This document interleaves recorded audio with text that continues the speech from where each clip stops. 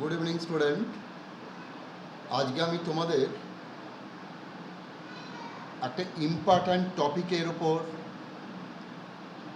সংক্ষেপে আলোচনা করছি, যে আলোচনাটাতে তোমরা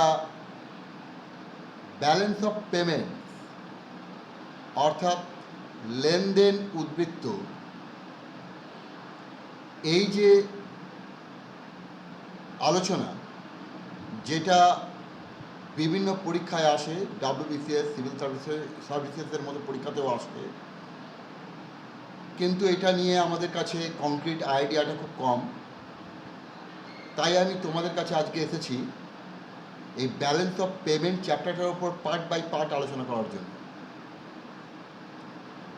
তো এখানে আমরা প্রথমে ডেফিনেশন কাকে বলছি। Balance of payment, the balance of payment is a systematic double entry bookkeeping system in which all international transactions in current and capital account of goods and services and assets between residents of a home country and the rest of the world for a specified time period, typically a year, has been recorded.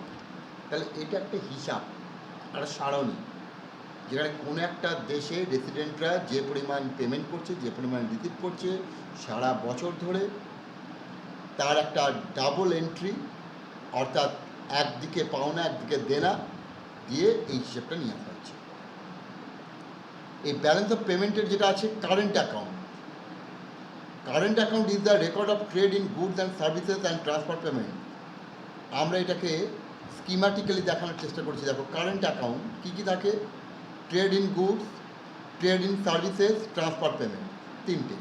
অর্থাৎ এই transfer payment হচ্ছে unilateral payments, অর্থাৎ এখানে দেনার এগেনস্টে পাওনা নেই, পাওনার এগেনস্টে দেনা নেই। ব্যাপারটা কেমন? এটা ট্রান্সফার পেমেন্টস। ধরা যাক অমর্ত্য সেন বা অভিজিৎ বিনায়ক বন্দ্যোপাধ্যায় USA বা UK ইউনিভার্সিটি থেকে কাজে অবসর নিয়ে ভারতে ফিরে এলেন। তাহলে তাদের যে অবসরের যে ভাতা, অবসরকালীন যে ভাতা, পেনশন, সেটা UK বা USA গভর্নমেন্ট ইন্ডিয়াতে তাদের অ্যাকাউন্টে পাঠিয়ে দিল। এর এগেনস্টে ইন্ডিয়াকে কিছু পেমেন্ট করতে হবে না, তাহলে একতরফা ঢুকছে। তাহলে transfer payment, pension, remittance, grant, gift, এই ট্রেড ইন গুডস, এটা দুটো হয়, এক্সপোর্ট এবং ইম্পোর্ট। ট্রেড ইন সার্ভিস একটা net factor income, net non factor income.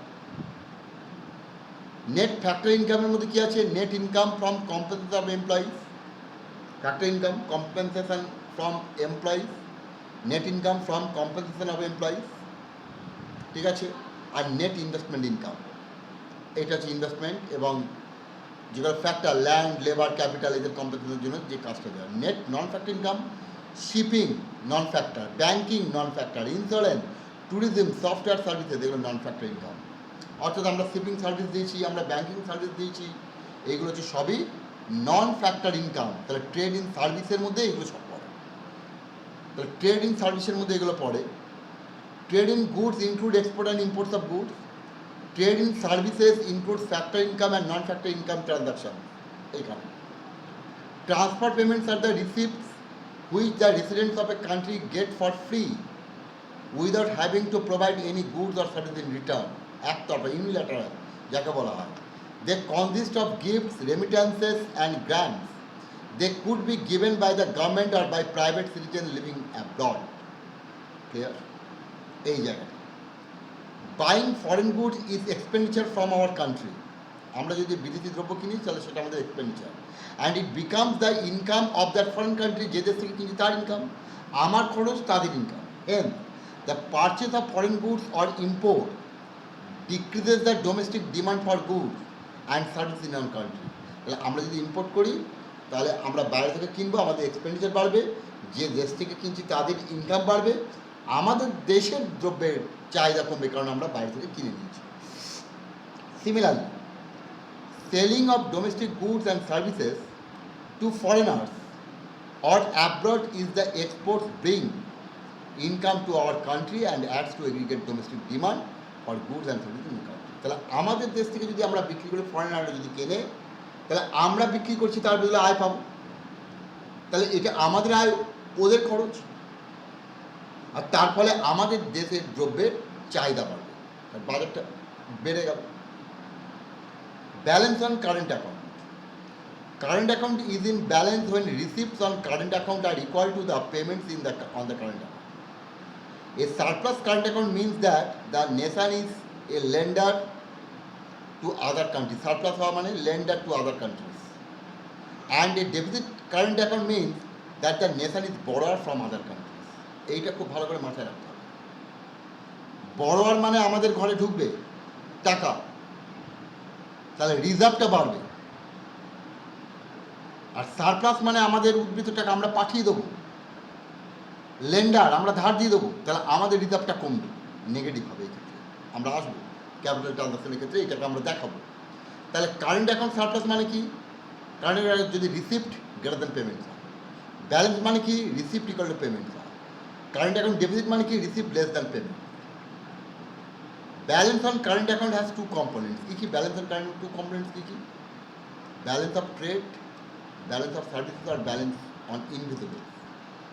Balance of trade, it is the difference between merchandise or visible exports and imports of a country in a given period of time. BOT surplus means value of exports greater than value of imports, and reverse will be in case of deficit. BOT balanced when value of exports equal to value of import. তাহলে দেখানো হয়েছে balance of trade surplus মানে exports greater than import, balance মানে export equal to import, deficit money exports less than imports. Balance of services. Balance of services include exports and imports of invisibles. Net invisibles is the difference between the value of exports and value of import. Invisible in a given period of time. Invisible include services, transfer and flows of income that take place between two countries. Services trade includes both factor and non-factor income.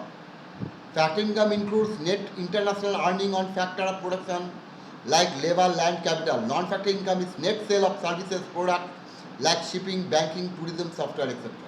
তাহলে এইটা নিয়ে হচ্ছে আমাদের balance of পেমেন্টের একটা part, current account, balance of trade. এইটা নিয়ে আমি তোমাদেরকে একটা আইডিয়া সংক্ষেপে দেওয়ার চেষ্টা করলাম।